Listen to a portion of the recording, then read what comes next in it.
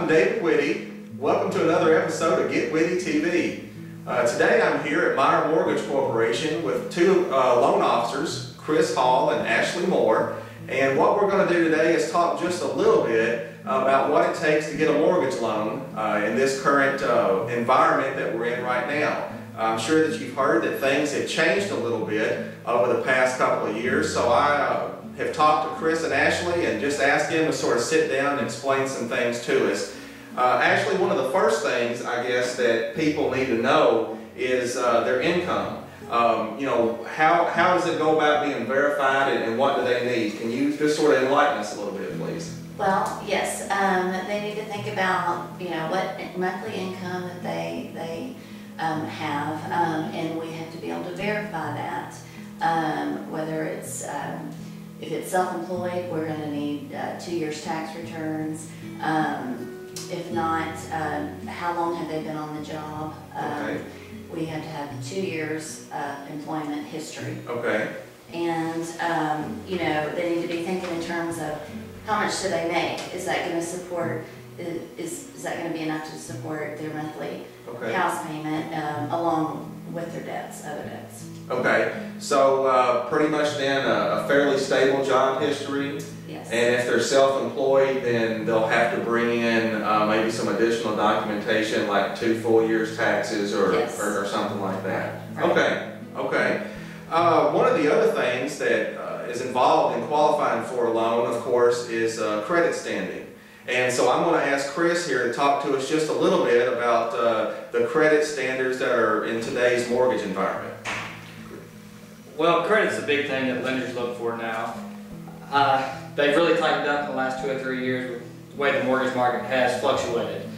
Right now, for about any loan program available, you're going to always have to have a 640 credit score. And what lenders do, they pull from 3 different credit agencies: TransUnion, Equifax, and Experian. And they're always going to take the one in the middle. Okay. And a few things a borrower can ask themselves to know if they have good credit scores are, do they make their payments on time? Have they ever had a judgment or collection file against them? And also a few things that we're running into problems with is people not having credit. Never had an education loan, a credit card, a bank loan, or a car loan. Okay. So we strongly recommend, if you're looking to buy a house, you got to get credit started somewhere. Okay. And usually the easiest way is a small credit card, gas card, or something like that. Okay. So if you know, say I'm young and fresh out of school, and I've never had a credit card or anything before in my life, and I've always rented, never had a card payment. You know, maybe I just paid cash for an old clunker or something.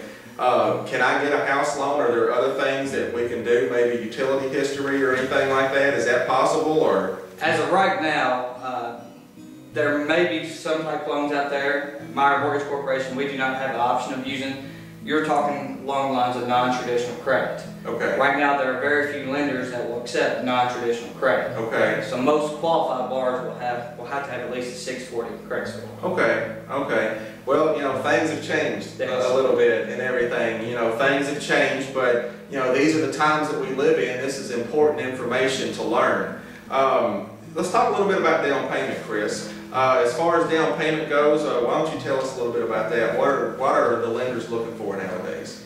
Well, down payment is always going to go along with what loan program fits the borrower. Most down payments, there are very few 100% financing loan programs out there right now. A borrower would probably need, if they're looking for 100% financing, needs to contact their local lender to see if they qualify for something along the lines of that.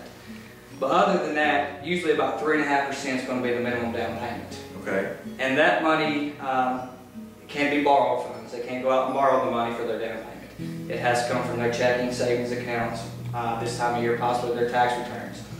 And there are loan programs that allow a borrower to receive a gift for their down payment.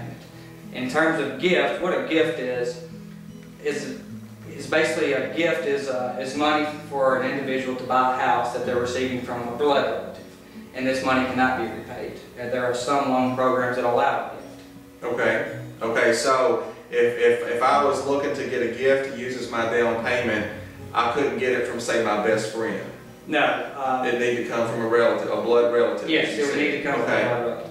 Okay. Now, as far as closing costs go, typically if I was wanting to borrow, say, $100,000 or so, what would closing costs, what could I expect my closing costs to be? Well, closing costs is always going to vary between different lenders.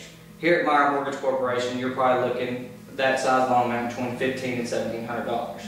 Okay. And what's included in closing costs is normal fees, appraisals, credit reports, things that the lender gets charged in order to get the loan done. Okay.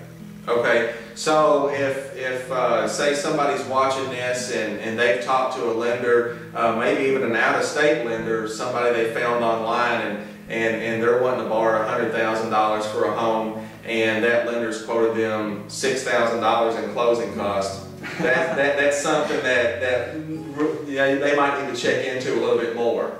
Yes, usually when you're getting quoted that high, there's a lot of things included, like discount points and origination fees that out-of-state lenders will charge. But that is incredibly way too high for closing costs. Okay. Okay. Well, we sort of see everything nowadays, even still. One of the final things that's required for a loan is collateral. And I'm going to ask Ashley just to explain to us a little bit about, what's the collateral for your mortgage loan. Ashley? Okay. Well, every mortgage loan, it requires an appraisal to be done, and that's gonna tell you whether the house is worth enough to support the loan. It tells us the market value, and in most cases, the house just needs to appraise for the sales price. Okay. And the appraisal will need to be satisfactory, meaning no repairs to be made. And if the appraiser lists repairs, then those have to be taken care of before you could close the loan. Okay. Okay. Now, what would happen if my appraisal come in a couple $1,000s short? Does that mean my loan doesn't happen? Do I have any options or? Well, we have to base the loan on the appraisal value. Okay. It wouldn't be based on the sales price. Okay. And so, the seller could lower their sales price, or the buyer could.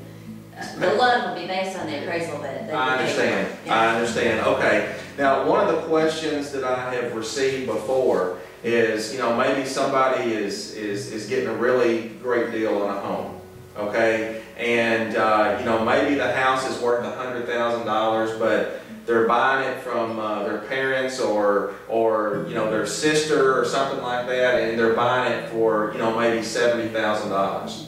And they'll tell me, they'll ask me, well, we know that this house is worth $100,000, but since we're getting a special deal on it for only $70,000, can we use that equity as our down payment? Right. Now, is that possible? That is not possible. Again, it has to be based on the appraised value, and we can't do 100%.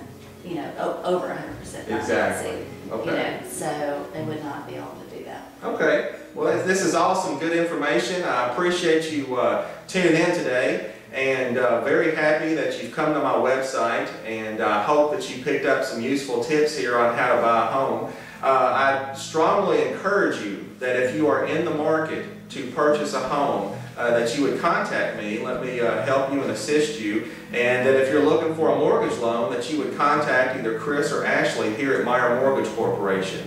I've worked with them several times in the past. Everything has always went smoothly. Everything is always closed when it was supposed to close. There were no surprises at the closing table. And I'm just very happy to be able to sit here this morning with them and not only call them business colleagues, but friends as well. So if you are looking for a loan, I'd encourage you to call Chris or Ashley at Meyer Mortgage. Thanks again, and we'll see you soon.